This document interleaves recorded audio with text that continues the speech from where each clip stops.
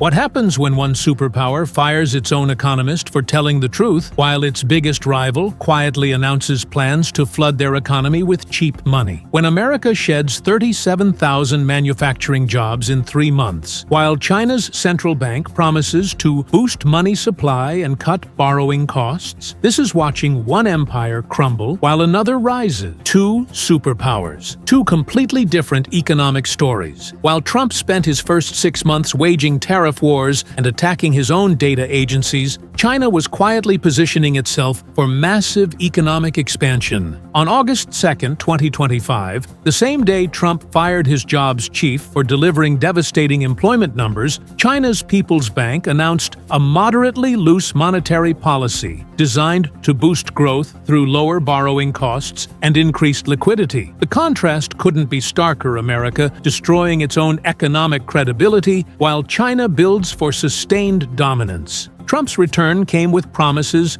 of an economic golden age. His strategy: use tariffs as weapons to force the world to bend to American will. By July, his administration had imposed tariffs ranging from 25% to 200% on imports. India faced 25% baseline tariffs plus Russia-related penalties. Brazil's copper exports were slammed with 50% duties. Mexico's auto industry caught in a 25% tariff trap. Trump celebrated these moves as the ultimate negotiating strategy, claiming they would bring manufacturing jobs flooding back to America. The White House portrayed each tariff announcement as proof of American economic strength. But behind the tough talk, China was systematically turning America's economic warfare into their greatest strategic opportunity. While America alienated trading partners through erratic policymaking, China was building economic infrastructure for global dominance. Every American tariff became a Chinese opportunity. Every damaged U.S. trade relationship became a Beijing partnership. China's response wasn't reactive, it was methodical and devastating. Instead of matching Trump's tariff aggression, Chinese policymakers focused on massive monetary expansion, strategic partnerships, and coordinated policy implementation. China's central bank was coordinating unprecedented monetary expansion designed to capture exactly the economic opportunities that Trump's chaotic policies were creating. The scale of China's economic coordination was unprecedented. Their monetary authorities weren't just cutting rates, they were implementing what economists called a systematic capture strategy,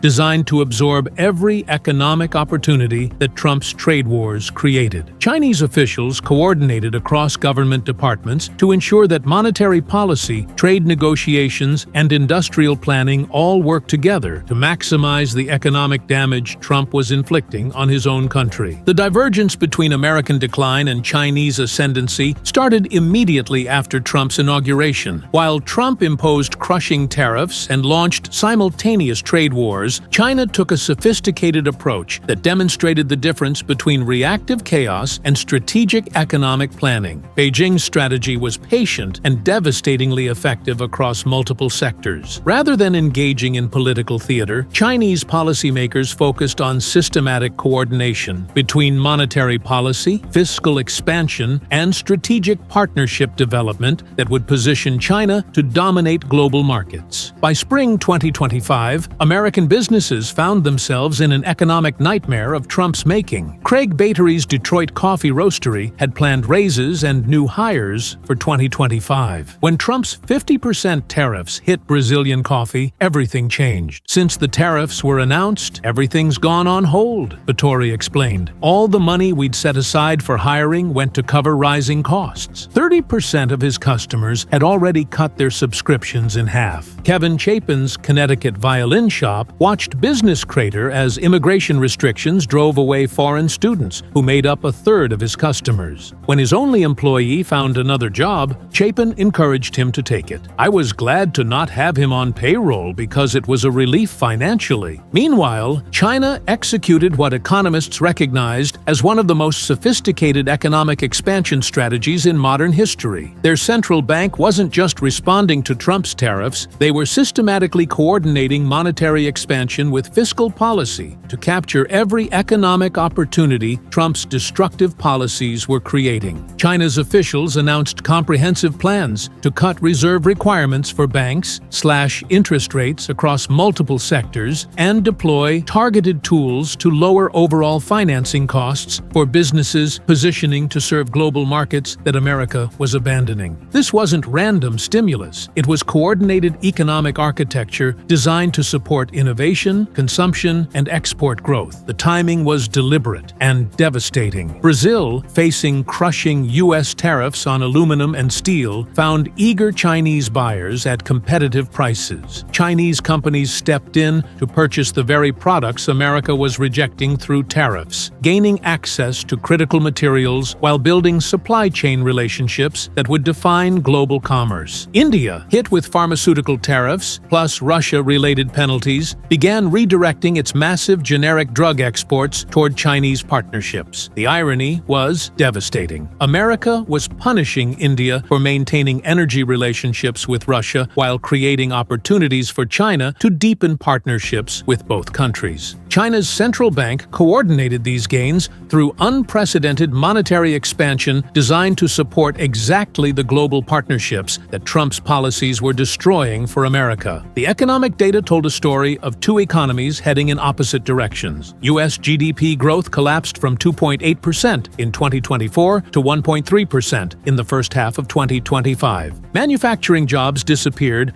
at 12,000 per month since Trump's April tariff launch. China, by contrast, was implementing systematic policies to strengthen coordination between monetary and fiscal policies, while targeting idle capital circulation and boosting innovation, consumption, and exports through government action that leveraged every weakness in Trump's chaotic approach. The economic coordination was showing immediate results across China's economy. Manufacturing productivity increased 12% year over year as Chinese companies prepared to serve global markets America was abandoning. Export financing became cheaper and more accessible as the central bank's policies took effect. Chinese companies reported increased confidence in long-term planning, a stark contrast to American businesses paralyzed by Trump's unpredictable policies. Remember to subscribe to our channel if you're liking the content. August 2nd, 2025 became the perfect symbol of two superpowers heading in opposite directions. In Washington, Trump received one of the most catastrophic economic reports in recent American history. The July jobs data revealed an economy actively contracting under his policies. The numbers were devastating. Just 73,000 new positions were created in July, with previous months revised down by a staggering 258,000 jobs. Manufacturing, the sector Trump promised to revive through tariff wars, had actually lost 37,000 positions since his trade offensive began in April. The only industry still hiring significantly was healthcare. The rest of the private sector had lost a combined 49,000 jobs over 3 months. Total job creation over 3 months was a pathetic 106,000 compared to 368,000 during the same period in 2024. Business investment had frozen as companies waited to see which direction Trump's trade policies would pivot next. Trump's response was shocking. Instead of acknowledging policy failures, he launched a furious attack on the messenger. On Truth Social, he declared, "Important numbers like this must be fair and accurate. They can't be manipulated for political purposes. The economy is booming." Then came the unprecedented move. Trump fired Erica McIntyre, the veteran economist who had headed the Bureau of Labor Statistics since January 2024. No evidence was provided for claims of data manipulation. The firing was purely because she delivered news Trump didn't want to hear. But August 2nd wasn't just about American dysfunction, it was about China positioning for systematic global economic dominance. Thousands of miles away in Beijing, China's central bank was making calculations that would position their economy for sustained expansion, just as America contracted. At their key mid-year meeting, People's Bank of China officials announced plans to maintain moderately loose China's monetary policy through strategic rate cuts and massive increases in money supply that would flood Chinese markets with cheap capital, precisely as American businesses struggled with tariff-induced costs. But this wasn't just monetary stimulus, it was economic warfare disguised as domestic policy. Chinese officials outlined specific plans to cut reserve requirement ratios for banks, slash key interest rates across multiple sectors, and make full use of targeted tools to lower overall financing costs for businesses positioning to serve global markets. America was abandoning. This wasn't random stimulus, it was coordinated economic architecture designed to support innovation, consumption, and export growth to fill the exact voids Trump's policies were creating. The timing was deliberate and devastating. As American manufacturing shed jobs and business investment froze, China announced policies specifically designed to boost their own industrial production and export capacity to serve markets where American companies were becoming unwelcome due to Trump's policies. The contrast was stunning. America's leader was destroying economic credibility by attacking statisticians, while China's policymakers were methodically planning for growth and systematic global market capture through coordinated policy implementation. Chinese economic data told a completely different story from America's decline. Their manufacturing PMI hit 52.8, indicating strong expansion, while U.S. manufacturing PMI fell to 46.2, signaling contraction. Chinese export orders increased 18% year-over-year as companies captured market share from American competitors struggling with policy uncertainty. Foreign direct investment into China accelerated as multinational corporations sought stable alternatives to American market chaos. The reaction was swift and brutal. Wall Street panicked, with the S&P 500 shedding 2.5% as investors realized they couldn't trust American economic data when it conflicted with political narratives. The firing represented an attack on the foundation of economic decision-making that had made American markets globally trusted. Former Labor Department economist Heidi Shierholz captured the implications. If policymakers and the public can't trust the data or suspect it's being manipulated, confidence collapses and reasonable economic decision-making becomes impossible. It's like trying to drive a car blindfolded. International investors began questioning whether any U.S. government statistics could be trusted. Bond and currency markets reflected growing uncertainty about America's institutional stability. But while American markets convulsed with uncertainty, China was systematically positioning to benefit from the chaos. Their announcement of expansionary monetary policy signaled confidence in economic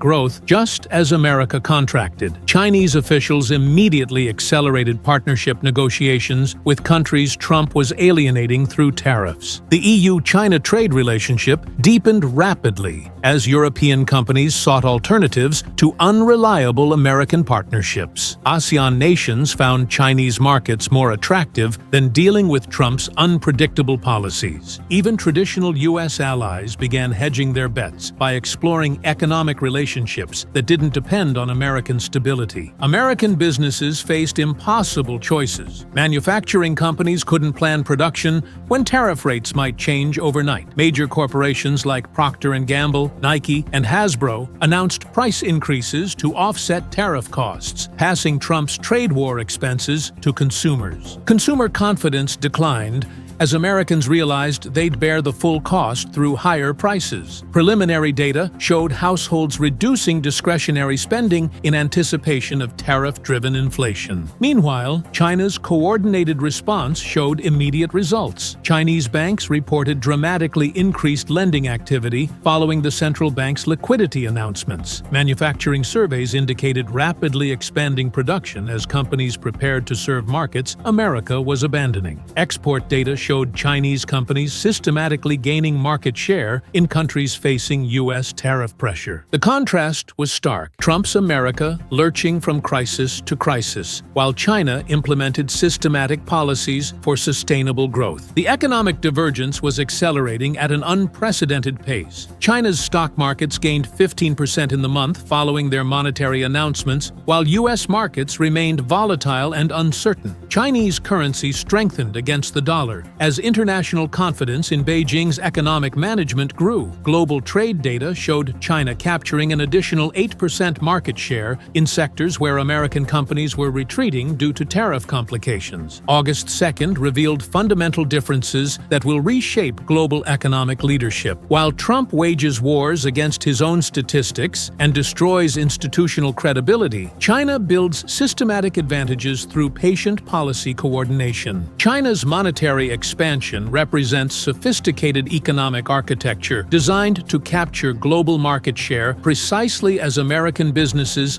abandon expansion. Their central bank outlined specific targeted tools to lower financing costs while strengthening coordination with fiscal policies, supporting innovation and exports through systematic government action. The numbers tell a stark story of diverging trajectories. U.S. job creation collapsed to $106,000 over 3 months versus $368,000 in 2024. Manufacturing employment shrinks despite Trump's promises. Business investment frozen by policy uncertainty. China implements moderately loose monetary policy, flooding their economy with cheap money while Americans struggle with tariff costs. They're systematically targeting idle capital circulation and boosting innovation, consumption, and exports through coordinated action leveraging every Trump policy weakness. The geopolitical implications are staggering. While America alienates partners through tariffs and destroys credibility through political firings, China positions as the stable alternative. Every country facing U.S. trade hostility finds willing Chinese partners eager to fill the economic void. Brazil accelerated trade diversification toward Chinese markets following American tariffs. India deepened Beijing partnerships after facing pharmaceutical penalties. Even Mexico explores alternatives as Trump makes traditional relationships unreliable. China's systematic approach creates advantages money can't buy. While Trump attacks statisticians, China invests billions in economic monitoring, supporting rational policymaking.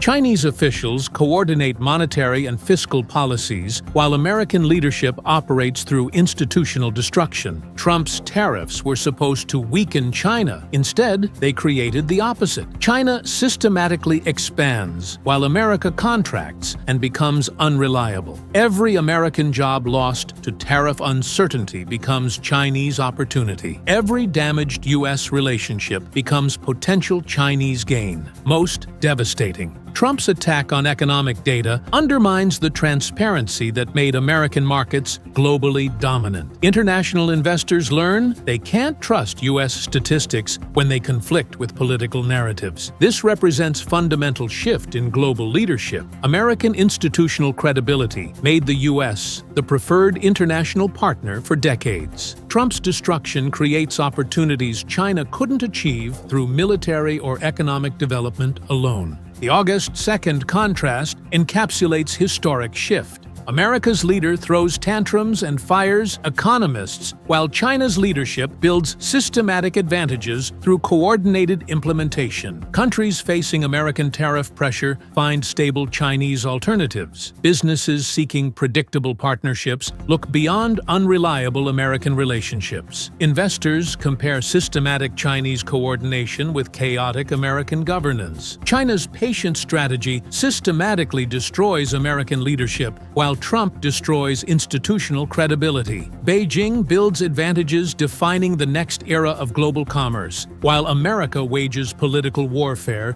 against its own institutions. The economic war is over. China won by letting America defeat itself. The empire that fires statisticians for inconvenient truths loses to the empire using systematic planning or sustained competitive advantage. Trump's policies accelerate China's victory while he celebrates supposed negotiating genius. China doesn't need to defeat America, they just wait while Trump's chaos does the damage. And they're not just waiting, they're expanding, coordinating, and building the economic relationships defining the next decade. While America destroys itself through institutional warfare, China captures the global economic leadership Trump is abandoning. That's it for today. Be sure to subscribe to our channel if you want the latest news on Trump's tariffs.